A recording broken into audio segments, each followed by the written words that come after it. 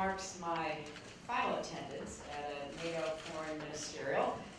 I've spent a good amount of time in this building during the past 4 years, and I think it was time well spent. The Alliance has made great strides, and we've seen just in the past 24 hours how much ground member states can cover when we are working together, and it proves once again why this alliance is one of the greatest forces for security and stability in history.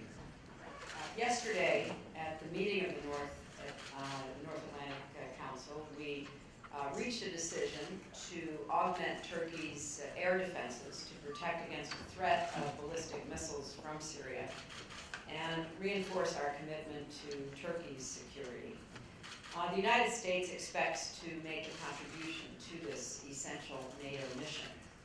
At yesterday's meeting of the NATO-Russia Council, we reviewed our extensive cooperation with Russia in places like Afghanistan, and also spoke frankly about the areas of disagreement that continue to exist between NATO and Russia, including Georgia's sovereignty and territorial integrity and the need for a political transition in Syria.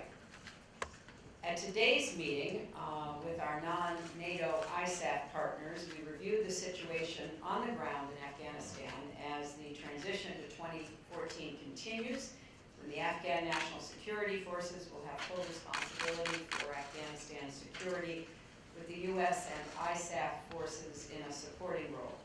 And we discussed the need for an efficient, transparent, accountable mechanism to channel the international community's contributions to the Afghan forces. At the NATO-Georgia Commission meeting this morning, we continued our conversation with Georgia about how it can keep making progress toward NATO, especially by continuing to strengthen democratic institutions, reform their armed forces, and contribute to our common security. When you take a step back and consider all the important issues that we covered in a single ministerial meeting here at NATO, it reveals, again, how critical our alliance is. After more than 60 years, it keeps us safe, it projects security and stability globally. And through our partnerships, we're able to do more in more places.